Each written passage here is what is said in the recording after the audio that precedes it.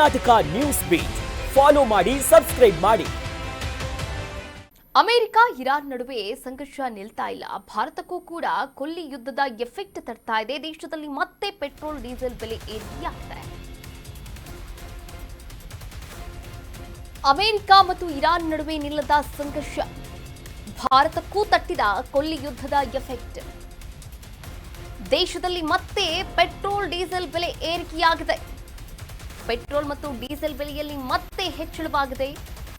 ಪೆಟ್ರೋಲ್ನ 1 ಲೀಟರ್ನ ಬೆಲೆ 87 ಪೈಸೆ ಮತ್ತೆ ಹೆಚ್ಚಳವಾಗಿದೆ. ಪೆಟ್ರೋಲ್ಗೆ ಪ್ರತಿ ಲೀಟರ್, ಡೀಸೆಲ್ ದರ 91 ಪೈಸೆ ಏರಿಕೆಯಾಗಿರುವಂಥದ್ದು. ಇದೆಲ್ಲದಕ್ಕೂ ಕಾರಣ ಕೊಲ್ಲಿ ರಾಷ್ಟ್ರಗಳ ಅಂದರೆ ಕೊಲ್ಲಿ ಯುದ್ಧದ ಎಫೆಕ್ಟ್. ಮಧ್ಯಪ್ರಾಚ್ಯ ರಾಷ್ಟ್ರಗಳ ಯುದ್ಧದ ಎಫೆಕ್ಟ್ನಿಂದಾಗಿ ಭಾರತದಲ್ಲಿ ತೈಲಗಳ ಏರಿಕೆಯಾಗ್ತಾ ಇರುವಂಥದ್ದು. ನೋಡಿ, 10 ದಿನಗಳಲ್ಲಿ ಇದು 3ನೇ ಬಾರಿಗೆ ಬೆಲೆ ಏರಿಕೆಯಾಗಿರುವಂಥದ್ದು. ಪೆಟ್ರೋಲ್ನ 1 ಲೀಟರ್ ಬೆಲೆ ಏನಿತ್ತು 107 ರೂಪಾಯಿ, ಈಗ 87 ಪೈಸೆ ಮತ್ತೆ ಹೆಚ್ಚಳವಾಗಿರುವಂಥದ್ದು. ಅದರಂತೆ ಡೀಸೆಲ್ನ ದರದಲ್ಲೂ ಕೂಡ 91 ಪೈಸೆ ಏರಿಕೆಯಾಗಿದೆ. 10 ಅಂತಂದರೆ 1 ರೂಪಾಯಿ. 10 ದಿನಗಳಲ್ಲಿ 3ನೇ ಬಾರಿಗೆ ಏರಿಕೆಯಾಗಿರುವಂಥದ್ದು. ಮೊದಲ ಬಾರಿಗೆ ಏರಿಕೆ ಮಾಡಿದಾಗ ಅಂದರೆ ಈ 10 ದಿನಗಳಲ್ಲಿ ನಾವಿಲ್ಲಿ ಗಮನಿಸ್ತಾ ಹೋಗೋದಾದರೆ ಮೊದಲ ಬಾರಿಗೆ ಏರಿಕೆ ಮಾಡಿದಾಗ 3 ರೂಪಾಯಿ ಏರಿಕೆಯಾಗಿತ್ತು. ಆನಂತರ 90 ಪೈಸೆ ಏರಿಕೆಯಾಗಿತ್ತು. ಇದೀಗ ಪೆಟ್ರೋಲ್ನ 1 ಲೀಟರ್ಗೆ 87 ಪೈಸೆ ಹೆಚ್ಚಳವಾದರೆ ಪೆಟ್ರೋಲ್ನ ಪ್ರತಿ ಲೀಟರ್ ಡೀಸೆಲ್ನ ದರ 91 ಪೈಸೆ ಏರಿಕೆಯಾಗಿರುವಂಥದ್ದು.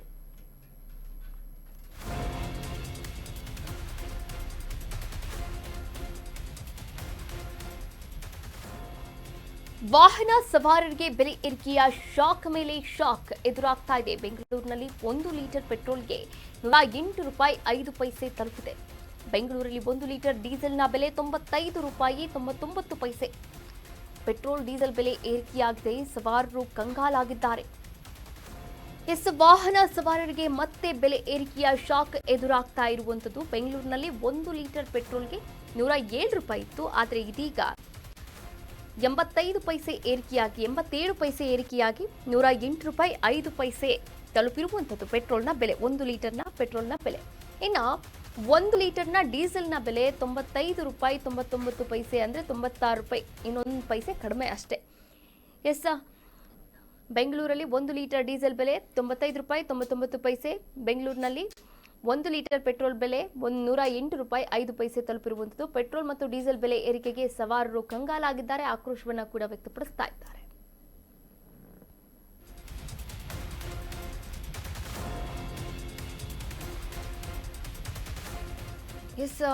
ಈ ಮಧ್ಯಪ್ರಾಚ್ಯ ರಾಷ್ಟ್ರಗಳ ಯುದ್ಧದ ಎಫೆಕ್ಟ್ನಿಂದಾಗಿ ಭಾರತದಲ್ಲೂ ಕೂಡ ಸಾಕಷ್ಟು ಅವಾಂತರಗಳು, ಬೆಲೆ ಏರಿಕೆ ಕೂಡ ಗಮನೀಯವಾಗಿ ಎಲ್ಲರನ್ನ ಸೆಳಿತಾ ಇರುವಂಥದ್ದು.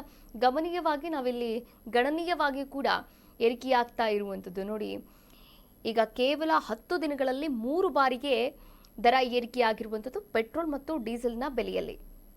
ಅದರಂತೆ ಗ್ಯಾಸ್ ಕೂಡ ಸಿಗ್ತಾ ಇಲ್ಲ. ಗ್ಯಾಸ್ನ ಅಭಾವ ಕೂಡ ಹೆಚ್ಚಾಗ್ತಾ ಇರುವಂಥದ್ದು. ಇದೇ ವಿಚಾರಕ್ಕೆ ಸಂಬಂಧಪಟ್ಟಂತೆ ನಮ್ಮ ಪ್ರತಿನಿಧಿ ವೆಂಕಟೇಶ್ ದೂರವಾಣಿ ಸಂಪರ್ಕದ ಮೂಲಕ ಜಾಯ್ನ್ ಆಗ್ತಾ ಇದ್ದಾರೆ. ಮತ್ತಷ್ಟು ಅಪ್ಡೇಟ್ಸ್ ಅನ್ನ ಕೂಡ ನೀಡುತ್ತಾ ಹೋಗ್ತಾರೆ. ವೆಂಕಟೇಶ್, ಈಗಾಗಲೇ ನೋಡಿ 10 ದಿನಗಳಲ್ಲಿ 3ನೇ ಬಾರಿಗೆ ಬೆಲೆ ಏರಿಕೆ ಆಗಿರುವಂಥದ್ದು ಪೆಟ್ರೋಲ್ ಮತ್ತು ಡೀಸೆಲ್ನ ಬೆಲೆಯಲ್ಲಿ. ಈ ವಿಚಾರಕ್ಕೆ ಸಂಬಂಧಪಟ್ಟಂತೆ ವಾಹನ ಸವಾರರು ಯಾವ ರೀತಿ ತಮ್ಮ ಅಭಿಪ್ರಾಯವನ್ನ ವ್ಯಕ್ತಪಡಿಸ್ತಾ ಇದ್ದಾರೆ, ಹಾಗೆ ಆಕ್ರೋಶವನ್ನ ಹೊರಗಾಗ್ತಾ ಇದ್ದಾರೆ ಈ ವಿಚಾರಕ್ಕೆ ಸಂಬಂಧಪಟ್ಟ ಹಾಗೆ? ಕಾವ್ಯ, ದೇಶದಲ್ಲಿ ಇದು 3ನೇ ಬಾರಿ ಪ್ರೈಸ್ ಹೈಕ್ ಆಗಿರೋದು.